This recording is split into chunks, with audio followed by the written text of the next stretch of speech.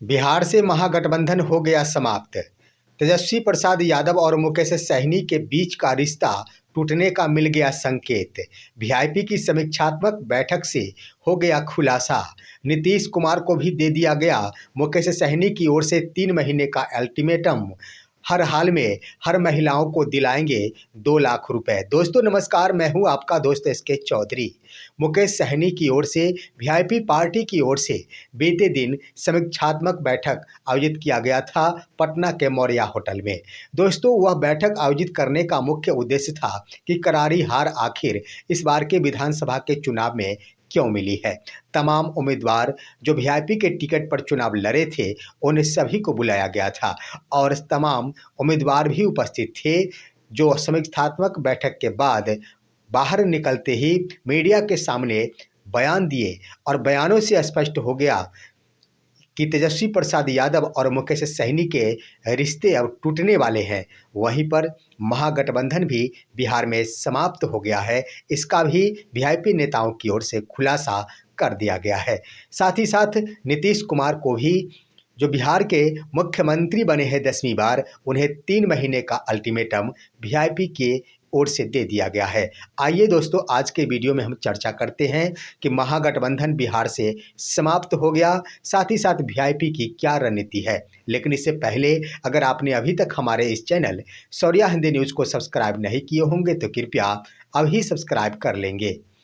दोस्तों वीआईपी की ओर से पटना में मौर्या होटल में समीक्षात्मक बैठक का आयोजन किया गया था चुनावी विश्लेषण के लिए। इसका मुख्य कारण ये था कि तमाम उम्मीदवारों को आखिर हार का मुंह क्यों देखना पड़ा। यानी वीआईपी पार्टी अपने तमाम उम्मीदवारों को बुलाकर जो इस बार के चुनाव में चुनावी मैदान में उतरी थी, उन तमाम उम्मीदवारों को बुलाया गया था कि आप कारण स्पष्ट करें कि इस बार के चुनाव में आपके लिए सबसे बड़ी दिक्कतें क्या रही, किस कारण से आपकी सीट निकल नहीं पाई। तमाम लगभग 15 प्रत्याशी जिन्हें वीआईपी की ओर से टिकट दिया गया था, वो सभी के सभी उस बैठक में उपस्थित हुए।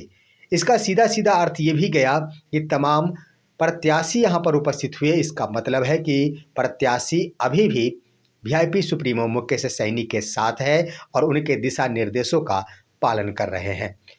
बैठक से निकलने के बाद मुख्य नेताओं में वीआईपी के प्रदेश अध्यक्ष बाल गोविंद बिंद के द्वारा बयान दिया गया। साथ ही साथ वीआईपी नेता और प्रत्याशी भोगेंद्र सहनी के द्वारा बयान दिया गया और अन्य नेताओं की ओर से भी, महिला नेत्री की ओर से भी बयानें दी गई। बयानों के क्रम में दोस्तों 2 बात स्पष्ट सामने उभर कर आई है। 2 बातों पर विश्लेषण किया जाए तो यह 2 बात स्पष्ट करता है। पहली बात में कि महागठबंधन बिहार से समाप्त हो गया, पहली बात ये स्पष्ट कर रहा। और दूसरी बात कि आखिर मुकेश सहनी का रिश्ता तेजस्वी प्रसाद यादव से टूटने के संकेत के साथ ही नीतीश कुमार को अल्टीमेटम 3 महीने का। यानी दोस्तों इसे संक्षिप्त में इस रूप में समझा जा सकता है कि 2 प्रमुख बातों में ये स्पष्ट रहा, मुख्य बातें ये स्पष्ट रहा कि महागठबंधन बिहार से समाप्त हो गया, तेजस्वी प्रसाद यादव और मुकेश सहनी के बीच के रिश्ते समाप्त होने वाले हैं, पहली बात। और दूसरी बात कि इस चुनाव को 10-10 हज़ार रुपए के कारण ही जीता गया है। आइए इस पर बातें करते हैं। सबसे पहली बात स्पष्ट कर लेते हैं कि तेजस्वी प्रसाद यादव और मुकेश सहनी के बीच के रिश्ते समाप्त होने के संकेत दे दिए गए वीआईपी नेताओं की ओर से, जिसमें सबसे पहले तो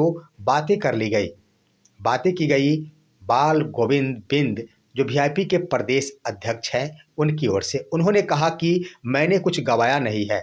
उन्होंने सीधा कहा कि मैंने पाया ही क्या था जो गंवा दिया है। मैंने संघर्षों की राहों पर चलते आया है और आगे भी मैं संघर्ष करता रहूँगा।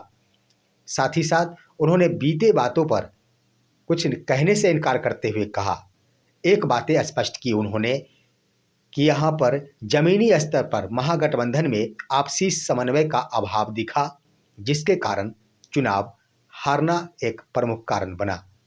उसके बाद उनके स्तर से कहा गया फ्रेंडली फाइट पर भी उन्होंने कहा कि इस पर विश्लेषण करने की अब कोई समय नहीं रह गया है, क्योंकि वो वक्त बीत चुका है। यानी सीधा सीधा उनका कहना ये था कि फ्रेंडली फाइट पार्टी के लिए आत्मघाती, यूँ कह दिया जाए कि यहाँ पर उम्मीदवारों को नुकसान पहुँचाने के लिए ही फ्रेंडली फाइट की गई थी। दोस्तों, इसके क्रम में देखेंगे तो बाल गोविंद बिंद का कहना बिल्कुल सत्य साबित हो रहा है, इसलिए कि फ्रेंडली फाइट कुछ नहीं किया गया था। जरा सोचा जाए कि वीआईपी के राष्ट्रीय अध्यक्ष जिस सीट से चुनाव लड़े थे बौरा गौराम से, वहाँ भी तेजस्वी प्रसाद यादव की ओर से अपने उम्मीदवार खड़े कर दिए गए थे। दूसरी बात कि बाल गोविंद बिंद जहाँ से चैनपुर से चुनाव लड़े थे, वहाँ भी आरजेडी की ओर से प्रत्याशी खड़े कर दिए गए थे। इसका अर्थ क्या है? इसका विश्लेषण कहता है कि हर हाल में तेजस्वी प्रसाद यादव यही चाह रहे थे कि वीआईपी के कोई भी बड़े नेता इस चुनाव को ना जीते, यानी वीआईपी के बड़े नेता ही इस चुनाव में हार जाए, जिसके कारण आखिर नुकसान तो हुआ।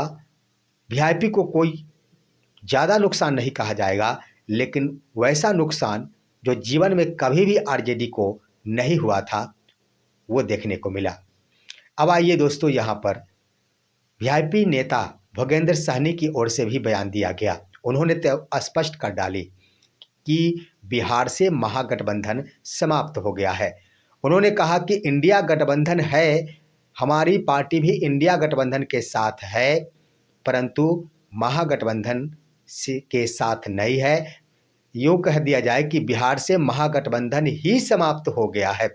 यहाँ पर दोस्तों, महागठबंधन के साथ वीआईपी नहीं है ये बात नहीं है, बिहार से महागठबंधन ही समाप्त हो गई। इसका सीधा सीधा अर्थ है कि आरजेडी सिर्फ ब सिर्फ अकेले रह गई है बिहार में, यानी आरजेडी के साथ बिहार में कोई भी घटक दल नहीं है, ये कहना था।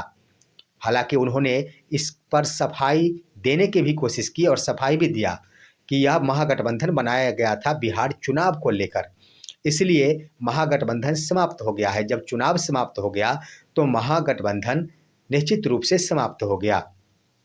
उसके बाद उन्होंने कहा कि इंडिया गठबंधन के साथ हम हैं और देश में इंडिया गठबंधन आज भी है, मजबूती के साथ है।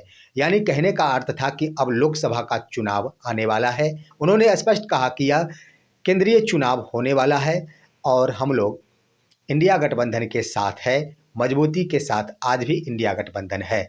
यानी इसका अर्थ ये था कि वीआईपी अभी भी राहुल गांधी के साथ है, राहुल गांधी के नेतृत्व में ही इंडिया गठबंधन है और इंडिया गठबंधन पूरे देश भर में सक्रिय है, जिसके आधार पर, उस सक्रियता के आधार पर लोकसभा का चुनाव इंडिया गठबंधन के द्वारा लड़ा जाएगा। लेकिन स्पष्ट रूप से कह दिया गया कि बिहार से महागठबंधन समाप्त हो गया है। इससे स्पष्ट हो गया है दोस्तों कि तेजस्वी प्रसाद यादव की आरजेडी बिहार में अकेले है। वहीं पर आप देखेंगे तो अभी तक घोषणा नहीं किया गया और ये घोषणा नहीं किया गया कि महागठबंधन की ओर से आखिर चुनावी हार पर विश्लेषण कब किया जाएगा, इसकी समीक्षात्मक बैठक कब आयोजित की जा सकेगी, इस पर आज तक कोई बयान नहीं दिया गया। आखिर क्यों नहीं दिया गया? यानी खुले रूप से तेजस्वी प्रसाद यादव यह ऐलान भी नहीं करना चाहते हैं कि हम गठबंधन से अलग हो गए हैं, हम गठबंधन से अलग हो गए हैं, इसका ऐलान नहीं करना चाहते। इसका कारण यह है कि सिर्फ 25 सीटों वाली पार्टी को डर जरूर है कि अगर मैं अकेला खुद को साबित किया तो सत्ता पक्ष हम पर वार करना शुरू कर देगा। वहीं पर देखेंगे दोस्तों तो तेजस्वी प्रसाद यादव की आरजेडी के द्वारा भी लगातार 2 से 3 दिनों से समीक्षात्मक बैठक की जा रही है, हार के कारणों पर विश्लेषण किया जा रहा है। लेकिन एक और नज़ारा जो चुनावी वक्त में देखने को मिला था, किसी भी बात को, किसी भी सभा को, किसी भी घटक दलों के शीर्ष नेताओं को तजब्बू न देना आज भी देखने को मिल रहा है।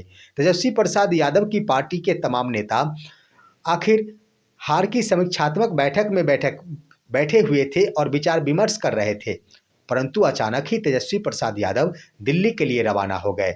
ठीक 2 दिन पहले उनकी पत्नी राजश्री दिल्ली गई थी, लेकिन 27 नवंबर को अचानक ही तेजस्वी प्रसाद यादव दिल्ली निकल गए और एयरपोर्ट पर मीडिया से भी उन्होंने दूरी बनाई, कुछ भी बयान नहीं दिया। ये क्या दर्शाता है दोस्तों? यही पॉलिटिक्स, इसमें बदलाव करने की ज़रूरत है। हालांकि एक और बात कि जहां पर तेजस्वी प्रसाद यादव के द्वारा गठबंधन पर कुछ भी अभी तक बयान नहीं दिया गया, वहीं पर मुकेश सहनी के द्वारा भी अभी तक कुछ बयान नहीं दिया गया है। कि महागठबंधन के हम साथ हैं या अलग है, महागठबंधन बिखर चुका है या फिर महागठबंधन अभी भी कायम है। अगर महागठबंधन की बिखरने की बातें आती है तो सबसे बड़ी बात उस समय खड़ी हो जाएगी। ज़्यादा तो नहीं है, महागठबंधन में 6 विधायक है कांग्रेस के और 1 विधायक है आईपी गुप्ता के, तो ये 7 है, ये सातों के सातों स्वतंत्र हो जाएंगे। तो इस आधार पर कहा जा सकता है दोस्तों, यहाँ पर साथ ही साथ लेफ्ट के भी 3 है, तो ये 3 यानी कुल 10 विधायक अलग हो जाएंगे। अब यहाँ पर देखने वाली बात है कि आखिर क्या कुछ होता है। तेजस्वी प्रसाद यादव की ओर से खबर आ रही है कि 29 नवंबर को समीक्षात्मक बैठक महागठबंधन की ओर से की जा सकेगी।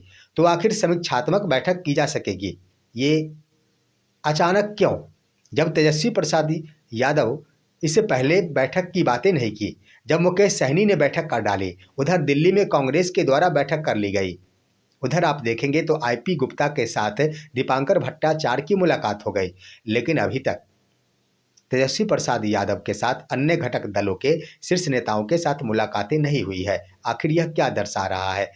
तो यहाँ पर दोस्तों मुकेश सहनी के द्वारा स्पष्ट रूप से अंतिम रूप से संदेश दे दिया गया। सबसे पहले कि उन्होंने कह दिया है कि मैंने संघर्ष का रास्ता चुना है। इसका मतलब यह है कि इंडिया गठबंधन के साथ रहकर वो आने वाले चुनाव के लिए संघर्ष करते रहेंगे। लेकिन सबसे बड़ी बात उन्होंने कह डाली है कि वर्तमान नीतीश सरकार को 3 महीने का अल्टीमेटम है।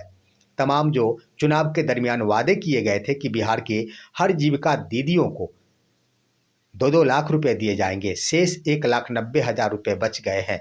ये पैसे अगर 3 महीने के अंदर बिहार के 1,51,00,000 महिलाओं के खाते में नहीं दिए जाते हैं तो मुकेश सहनी इसके लिए आंदोलन करेंगे, सड़क पर उतरेंगे।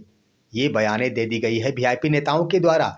दोस्तों ये भी बड़ी बात है, भले ही महिलाओं के द्वारा 2 लाख रुपए की आशा को देखकर ही आखिर अपार समर्थन दिया गया, लेकिन यहाँ पर देखेंगे तो उद्योग मंत्री की ओर से यह बयान दिया गया है कि जिनको 20,000 रुपये की ज़रूरत पड़ेगी उन्हें 20,000 रुपये ही दिए जाएंगे, जिनको 50,000 की ज़रूरत पड़ेगी, जो उस तरह का बिजनेस स्टार्ट करेंगे, उन्हें उतने ही रुपए दिए जाएंगे। तो ज़रा सोचने वाली बात है कि सभी को एक समान राशियाँ दी गई है, 10,000 रुपये। 10,000 रुपये में सभी के द्वारा तो छोटा ही बिजनेस शुरू किया जाएगा। बड़े यानी 2 लाख रुपए देने के लिए अगर उस हिसाब से कम 50,000 रुपये दिया जाता, तभी तो बड़ा बिजनेस को आखिर वो महिलाएं स्टार्टअप कर पाती।